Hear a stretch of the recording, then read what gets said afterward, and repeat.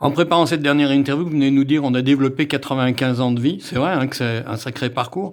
Ces 95 ans de vie, c'est 95 ans de vie d'un militant, vraiment dans la classe ouvrière, mais aussi d'un chrétien.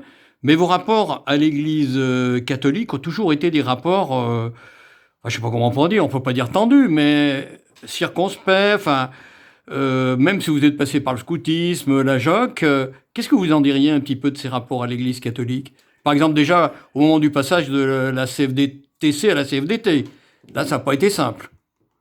Rien n'a été simple, mais je le redis à nouveau, c'est l'institution avec ses valeurs et ses, j'allais dire presque ses freins.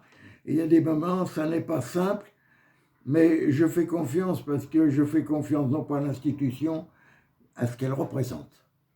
Et je crois que c'est ça qui me fait, qui me motive pour poursuivre la route.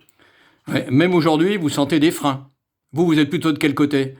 Vous êtes du côté de François, vous? Ah, absolument. Et je dirais même que François, il s'envoie comme quatre, parce que la curée, elle n'est pas tendre là-haut. Voilà. Et ça se sent sur le terrain? Ça se sent, oui. Ça se sent. Vous avez eu la chance d'avoir rencontré dans votre parcours de militant, ouvrier, des dominicains, des jésuites qui, eux, avaient une certaine hauteur de vue? Absolument, oui. Justement, c'est par ce biais-là, et je dirais même, je continue à alimenter, puisque dans quelques jours, je pars avec mes deux filles, ils ont souhaité, mes deux filles et mon gendre, faire une retraite à La Flatière, qui est un foyer de charité, Marthe Robin. Voilà. Alors, une ultime question. Dans votre parcours militant qui a été syndical, qui a été au sein de la Fédération des familles de France, mais qui a été aussi un militant politique, on pourrait dire, puisque vous avez été adjoint de la commune de Dardilly, dans le Rhône, vous avez évoqué un souvenir entre deux interviews où justement vous marquez un petit peu tout à la fois votre attachement de chrétien, mais aussi votre volonté de ne pas mélanger les genres. Par exemple, lorsque dans des manifestations, on introduit la messe au milieu d'une fête de village.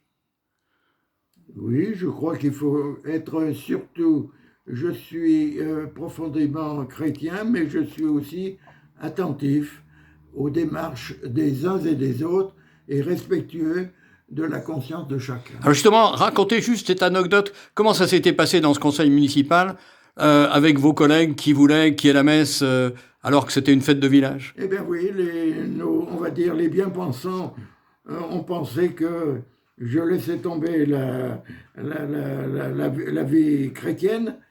Ils vous ont dit on se déculotte. Oui, c'était le terme. On se déculotte. Parce qu'on ne veut pas faire la messe. Voilà. Mais c'est pas qu'on voulait pas faire la messe. La messe avait lieu à l'église. Oui. Mais là, on voulait en rajouter pour dire la fête sera complète avec une messe. Il y aura encore une messe supplémentaire. Enfin bon, c'est la tension extrême là aussi. Et je le regrette parce que des amis très chers ont été profondément marqués par ma position. Mais par contre, j'ai retrouvé d'autres amitiés aussi qui m'ont profondément agréablement surpris. Oui, vous avez évoqué quelqu'un qui était dans l'opposition municipale de votre commune, Roger Rochet, qui est venu après vous féliciter, qui a... Ah oui, on a pu échanger. Ouais. Qui était content que finalement quelqu'un qui passait pour être de droite. Oui, tout à fait.